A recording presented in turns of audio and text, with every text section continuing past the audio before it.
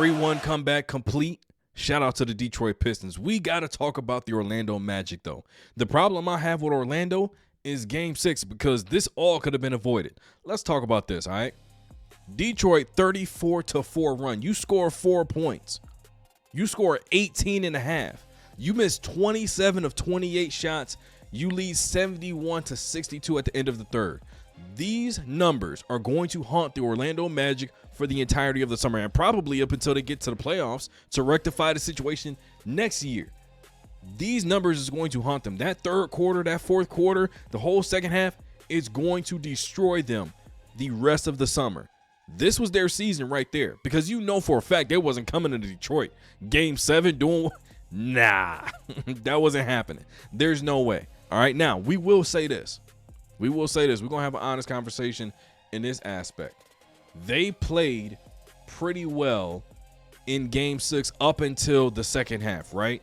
In Game 7, they did not. There was only one dude that showed up in Game 7. Let's look at it like this, all right? I will continuously say that Paolo can be a superstar in the NBA. It always matters what you do every single night, not what happens every other game. All right, every other game in the series, he was phenomenal.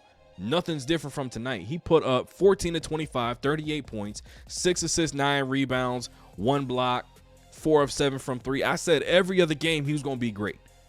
Every other night he was dominating. The problem is when you look at the other side of things and you see that Jalen Duren had 15 of 15. That's decent. Cade Cunningham doing his job, 32 points, 12 assists.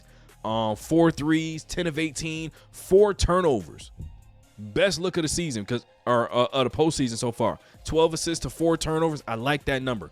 But then you look at Tobias Harris dropping 30 with 9 rebounds, 11 of 18, 5 of 7 from 3. Outside of Paolo.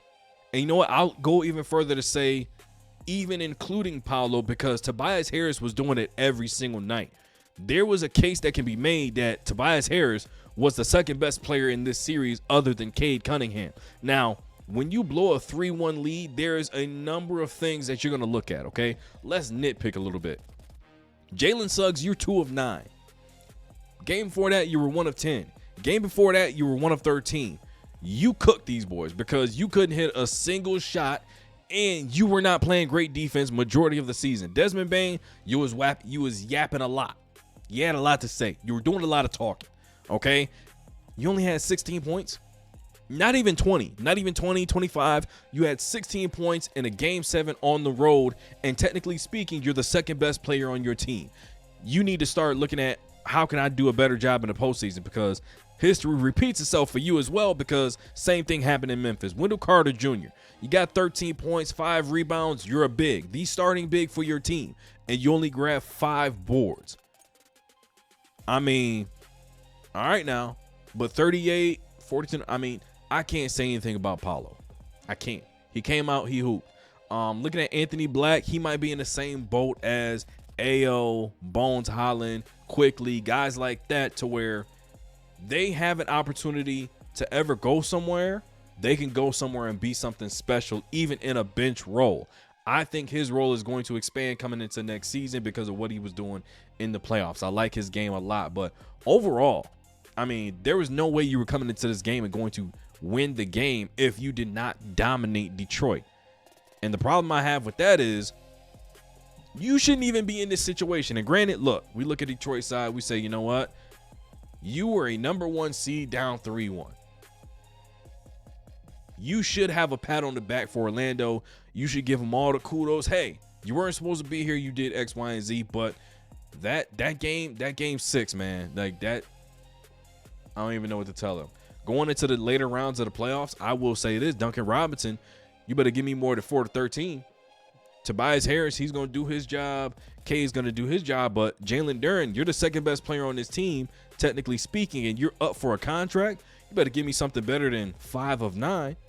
Yeah, 15 boards tonight, 15 points tonight, but you ain't been doing that all series.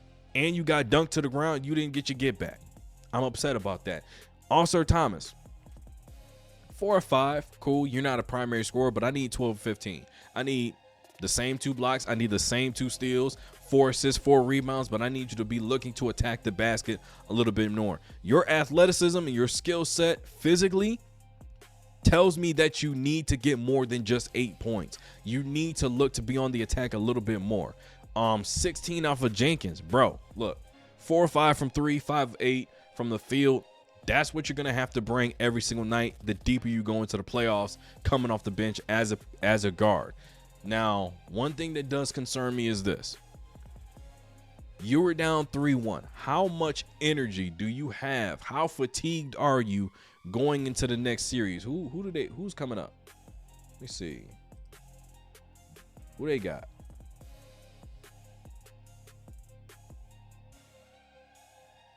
Okay. So it's Detroit and Cleveland. I got Detroit in 6. Simply because I know the history of some of the players on Cleveland, and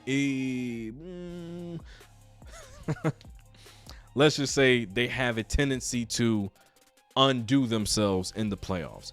But yeah, you know what it is. Detroit basketball. I'm tired of being the